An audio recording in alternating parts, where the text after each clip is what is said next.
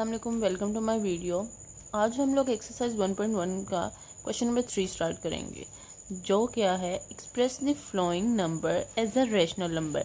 मतलब जो नंबर्स उन्होंने हमें दिए हुए हैं उनको हम लोगों ने रैशनल नंबर में कन्वर्ट करना है, यानी हमने उसको कन्वर्ट कर देना है फ्रैक्शंस में, फ्रैक्शंस की फॉर्म में कन्वर्ट करना है। अब जो हमारा फर्स्ट नंबर है, फर्स्ट क्वेश्चन है, वो है 0.4 और ऊपर है बार। अब हमें ये पता है, एक तो ये डेसिमल नंबर है, इस बात को तो हमें पता चल गया। दूसरा ये रिकरिंग नंबर भी है, हम लोगों ने पढ़ा था ये कि जिस डिजिट के ऊपर ये बार आ जाए वो डिजिट होता है, वो नंबर होता है, वो रिकरिंग होता है। क्योंकि जिसके ऊपर ये बार आ जाए मतलब वो जो नंबर है डेसिमल के बाद वो बार बार रिपीट हो रहा है और इनफिनाइट नंबर है, मतलब वो चलता जा रहा है, ख़त्म नहीं हो रहा। अब हम लोगों ने देखना है कि इसको जो फ्रिक्शन में जो कन्वर्ट करना है ना, इसको फ्रिक्शन नंबर में ना कन्वर्ट करने के लिए, फ्रिक्शन की फॉर्म में कन्वर्ट करने के लिए ऐसे कौन से नंबर हैं जिनको डिवाइड करेंगे तो 0.4 आएगा। तो ना सबसे पहले तो हम लोग क्या करते हैं, हम लोग ना इसको लेट कर लेते हैं, इसको x के इक्वल, हम लोग 0.4 को x के इक्वल लेट कर लेते हैं। अब हम लोग ना इसको तो पहले जो बार है ना, इसको यहाँ पे ख़त्म करके इसको इस फॉर्म में लिख लेते हैं। मतलब 4 आगे 100 ऑन ये चलता जा रहा है। अगर हम लोगों को एक बात पता है, अगर हम लोगों ने एक बात याद रखनी है, बार लाइन के नीचे एक डिजिट हो तो क्या करेंगे, अगर बार लाइन के नीचे 2 डिजिट हो तो क्या करेंगे। मैं आपको दोनों का बताऊंगी कि अगर 1 डिजिट हो तो क्या करेंगे, 2 डिजिट हो क्या करेंगे। अब यहाँ पे तो है बार लाइन के नीचे 1 डिजिट। जब बार लाइन के नीचे 1 डिजिट हो ना, तो हमने उसको बोथ साइड पे, दोनों साइड पे, राइट और लेफ़्ट साइड पे मल्टीप्लाई करवाना होता है 10 के साथ। जब बार लाइन के नीचे 1 डिजिट हो तो हम लोगों ने बोथ साइड पे मल्टीप्लाई किसके साथ करवाना होता है, 10 के साथ। तो यहाँ पे ये कुछ इस तरह बन जाएगा, x होगा 10 के साथ और होगा 0.444 सोन, ये होगा 10 के साथ मल्टीप्लाई। और जब किसी बार लाइन के नीचे 2 डिजिट हो ना, तब हम उसको बोथ साइड में मल्टीप्लाई करते हैं 100 के साथ। लेकिन यहाँ पे बार लाइन के नीचे 1 डिजिट है तो यहाँ पे 10 के साथ मल्टीप्लाई करवाएंगे।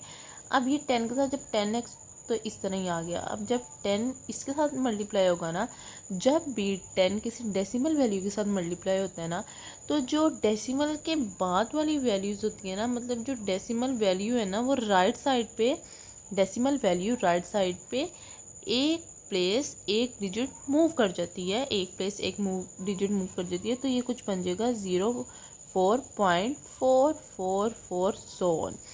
अब ना हमारा यहाँ पे ज़ीरो लगाना ज़रूरी नहीं है, ठीक है ना। हम यहाँ पे ज़ीरो ना भी लगाएं तो कुछ नहीं है, तो ये कुछ यूँ बन जाएगा 4.444 सोन, ठीक है। अब 4.44 सोन को हम लोगों ने 2 पार्ट्स में डिवाइड करना है। अब लेट से फॉर एग्जाम्पल हम लोग एग्जाम्पल ले लेते हैं, ठीक है। एग्जाम्पल कुछ ये है, अब हम रफ में एक ले लेते हैं, 4.2 का एक क्वेश्चन ले लेते हैं। अब ये डेसिमल में हमने इसके 2 पार्ट्स करने हैं, ठीक है ना। तो डेसिमल के अंदर ना 2 पार्ट्स होते हैं, जो उसका बिफोर डेसिमल होता है एक पार्ट होता है, और जो दूसरा पार्ट होता है वो आफ्टर डेसिमल होता है। अब जो बिफोर डेसिमल होता है ना, उसे हम बोलते हैं इंटीग्रल, उसे हम क्या बोलते हैं, इंटीग्रल, ठीक है। और जो सेकंड पार्ट होता है उसे हम बोलते हैं डेसिमल। अब हम लोगों ने जब इसको 2 पार्ट्स में कन्वर्ट करना है ना, तो हम इसको यूँ लिखेंगे कुछ 4 प्लस 0.2। अब हमें पता है कि ना यहाँ पे 4 प्लस 0.2 तो लिख लिया है, लेकिन जो डेसिमल से पहले, पॉइंट से पहले कोई ना कोई वैल्यू होती है, और अगर कोई वैल्यू नहीं होती तो 0 होती है। तो इसको हम प्यारा लिखने के लिए कि अच्छा भी लगे, हम इसको इस वे में लिख लेंगे 4 प्लस 0.2, ठीक है। ये इसके हो गए 2 पार्ट्स। अब हम इस क्वेश्चन में भी, ये तो हमारा था रफ क्वेश्चन जो हमने एग्जाम्पल में लिया था, अब हम इस क्वेश्चन में भी ऐसे करेंगे, 10x इस तरह ही आ जाएगा। इसके हम 2 पार्ट्स जब करेंगे तो हम इसको इस वे में लिख लेंगे 4 प्लस 0.444 एंड सो, ठीक है। अब हम लोगों को यहाँ पे पता है 0.444 सोन इक्वल है x के, तो यहाँ पे हम इसको x के इक्वल कर लेंगे 4 प्लस x। 0.444 किसके इक्वल है, x के। यहाँ पे x के इक्वल कर लिया। अब यहाँ पे ये जो x है, यहाँ पे 10x, यहाँ पे प्लस 10x है, ये वाला x यहाँ पे आके माइनस हो जाएगा इक्वल टू 4 के। अब 10x में से x निकाला तो पीछे बचा 9x इज इक्वल टू 4।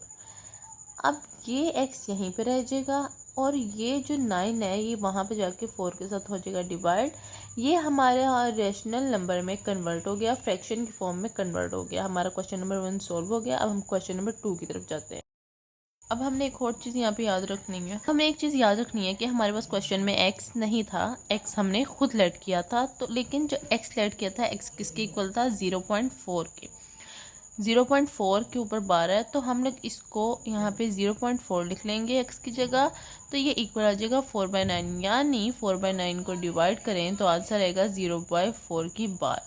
अब हमारा क्वेश्चन नंबर 2 है जो 0.37। सेम प्रोसीजर है, सेम काम है, सेम ही स्टेप्स हैं, सब कुछ सेम करना है। लेकिन मैंने आप लोगों को एक चीज़ बताई थी कि अगर बार के नीचे 2 डिजिट हो तो हमने उसको 10 के साथ नहीं करना, बोथ साइड में मल्टीप्लाई। अब हमने जब बार के नीचे 2 डिजिट होंगे तो हमें पता है कि हम उसको बोथ साइड पे मल्टीप्लाई करेंगे 100 के साथ, करेंगे 100 के साथ। अब यहाँ पे सेम हम इसको लेट कर लेते हैं x के equal, let x is equal to 0.37। Then हम लोग इसकी बार को ख़त्म करके इसको इस वे में लिखेंगे 373737 सो ऑन, ये चलता जा रहा है। अब हम लोगों ने क्या करना है? अब हम लोगों ने इस बोथ साइड पे 100 के साथ मल्टीप्लाई करवाना है। मल्टीप्लाई